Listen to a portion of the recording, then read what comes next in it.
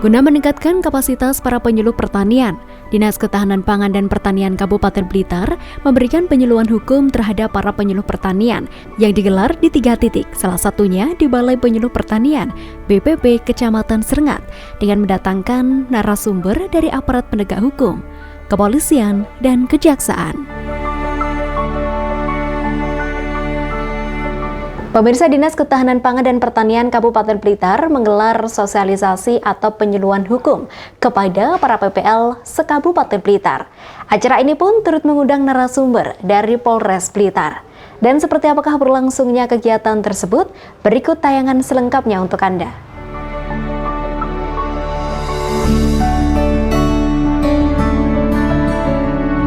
Seperti di BPP Kecamatan Serengat Kabupaten Blitar, kegiatan ini diikuti oleh puluhan penyuluh pertanian yang berasal dari 7 balai penyuluh pertanian, yakni BPP Kecamatan Serengat, BPP Kecamatan Wonodadi, BPP Kecamatan Udanawu, BPP Kecamatan Ponggok, BPP Kecamatan Sanankulon, dan BPP Kecamatan Garum. Sedangkan sebagai narasumber dalam penyuluhan hukum untuk meningkatkan kapasitas penyuluh ini berasal dari aparat penegak hukum Polres Blitar dan Kejaksaan Negeri Blitar.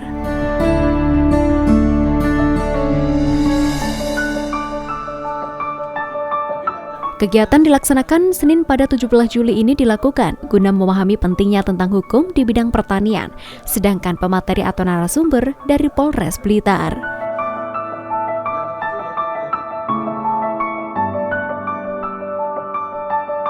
Adapun pengertian keuangan negara sesuai dengan pasal 1 Undang-Undang Nomor 17 Tahun 2003, yaitu semua hak dan kewajiban negara yang dapat dinilai dengan uang, maka segala sesuatu baik berupa uang atau barang yang dapat dijadikan milik negara berhubungan dengan pelaksanaan hak dan kewajiban tersebut.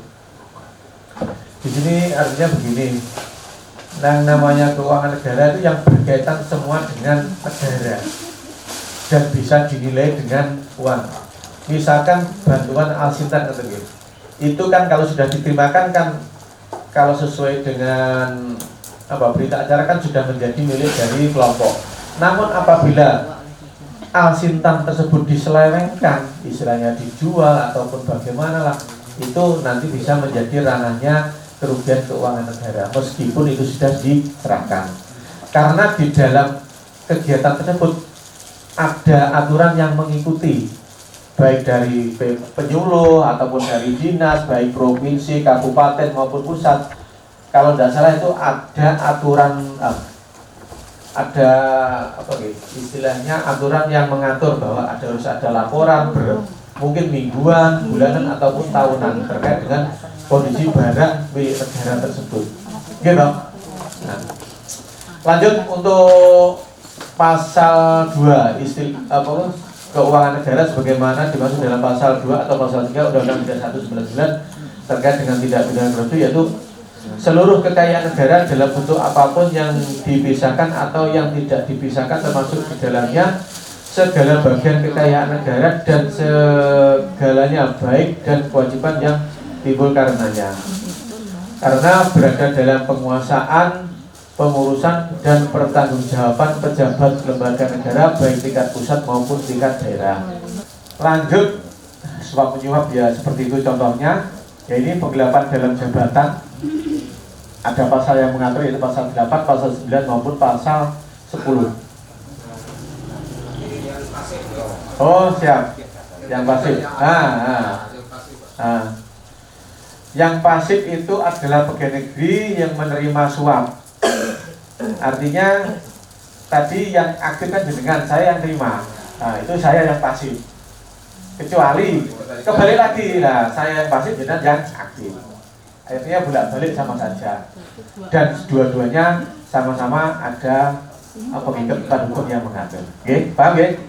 Lanjut kepada penggelapan dalam jabatan, yaitu pasal 8, pegawai negeri atau orang selain pegawai negeri yang diberikan tugas menjalankan suatu jabatan umum secara terus-menerus atau untuk sementara waktu dengan sengaja menggelapkan uang ataupun surat berharga yang disimpan karena jabatannya, atau membiarkan orang lain melakukan penggelapan atau membantu melakukan perbuatan tersebut.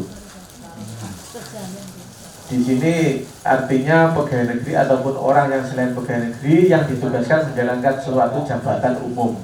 Ini dengan syarat harus ada surat tugas Bu. Tidak mungkin orang yang diberikan tugas namun tidak ada surat tugasnya. Nah, itu tidak bisa dijerat dengan pasal ini.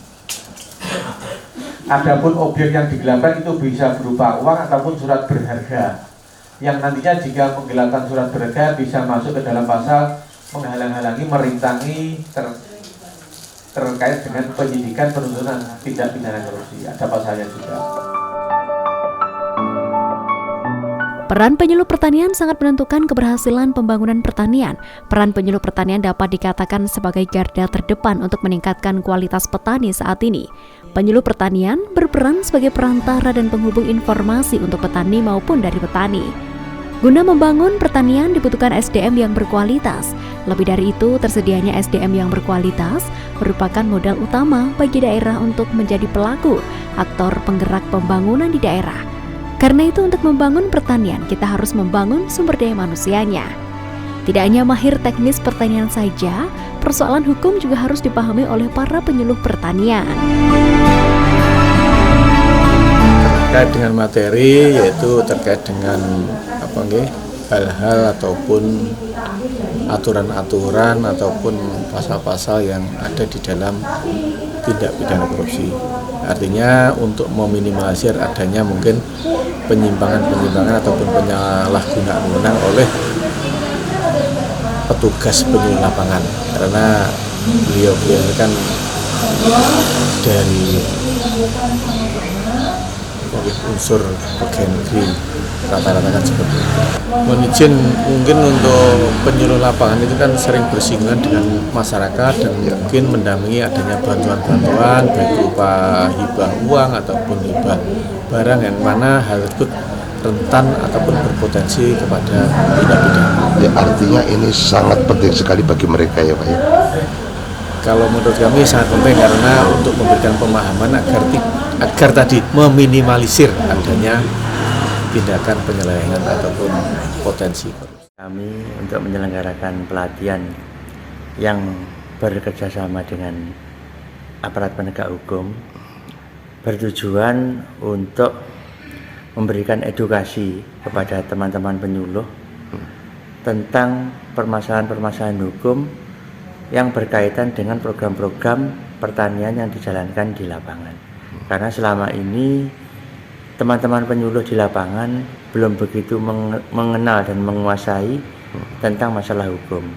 Harapan kami dengan adanya pelatihan seperti ini, nanti teman-teman di lapangan itu bisa melaksanakan program-program yang ada di Dinas Pertanian ini dengan aman.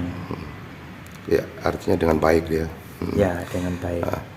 Pak Wowo, ini pesertanya dari mana saja sih tadi Pak? Pesertanya ini seluruh penyuluh yang ada di Kabupaten Blitar. Jadi di 22 kecamatan itu kita bagi di 3 lokasi. Jadi yang pertama di BPP Sutojayan, yang kedua di BPP Serengat, yang ketiga di BPP Talun.